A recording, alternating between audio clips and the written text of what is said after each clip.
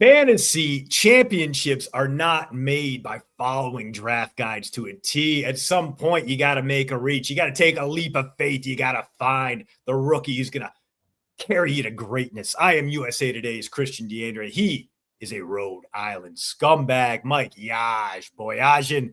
And we're going to talk about the 4 rookies that we're reaching for in our fantasy draft coming up. We'll be up in Maine, a compound of some sort. I don't really know. One of the guys bought it. It's got too much land. There are guns on the property. It's probably going to end up on the news, Yaj. And, well, hopefully we get this video out before the tragedy strikes. Let's talk about who we're going to reach for, the first-year players we think can carry us to glory. I'm gonna lead off with you. Who you got? Take that first pick. Okay. My first pick is a Cleveland Brown. Might not be the Cleveland Brown you might think. I'm actually going to lean towards Denzel Boston.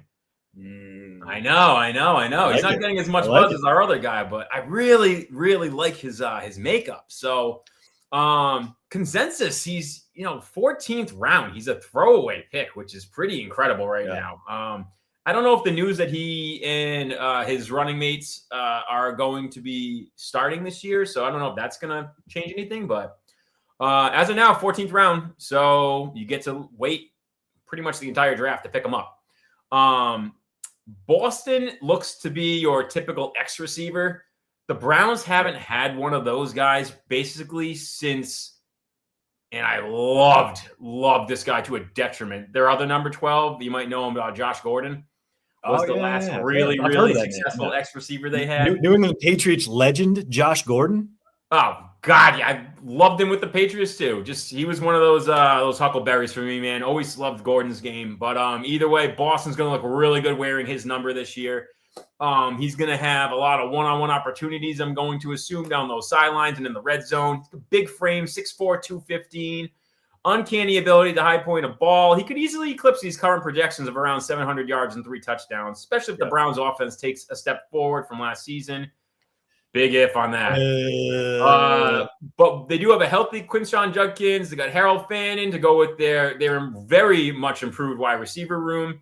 So hopefully Boston's able to take advantage of his matchups with ease and emerge as a young and promising talent. So it's kind of one of my favorite late round guys is Denzel Boston. I kind of hate myself for doing this, but I'm going to stick with the Browns here. I'm going to go with a guy drafted just ahead of Boston, KC Concepcion. Yes. There you go. So what we saw last year, right? Terrible quarterbacking, a lot of short dump offs with run after catch opportunities. Harold Fannin, most of his receiving yards came after the catch.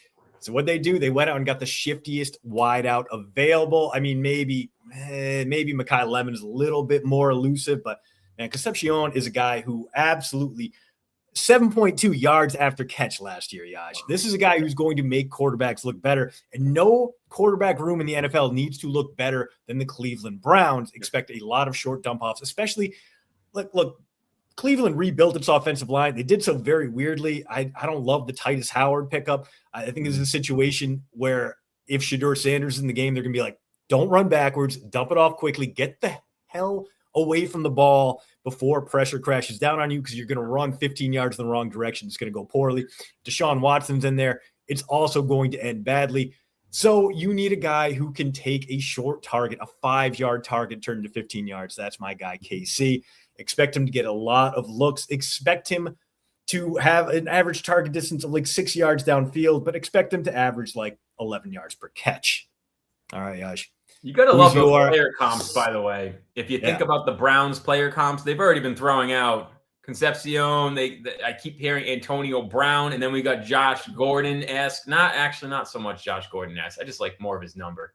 But either way, the Browns could put together a halfway decent season from their quarterback. I really think they could do something this year for sure.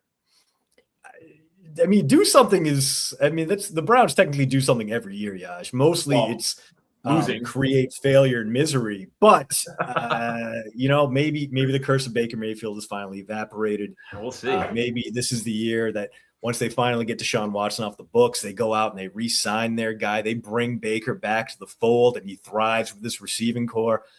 I don't want to lay it all out there for the Browns.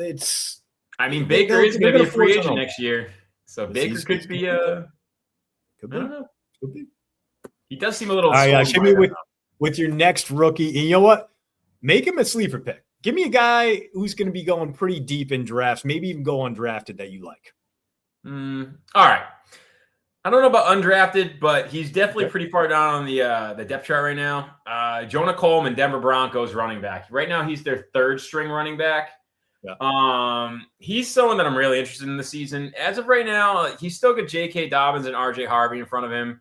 But even with both of them involved, he still might carve out a role as an early down short yardage back, which could in itself provide some value really late in drafts. But I'm looking more like later in the season for Coleman to really start making an impact. No amount of pinky promises can prevent the inevitable absence of Dobbins, and Harvey didn't exactly blow the coaching staff away with his audition as the RB1 last season.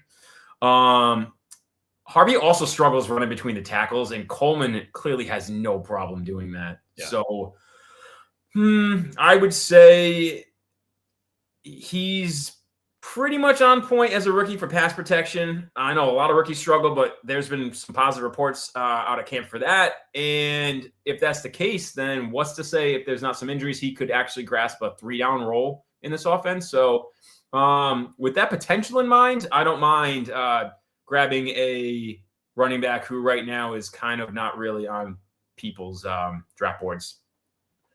So I was talking with your boy, Denzel Boston, on this very station.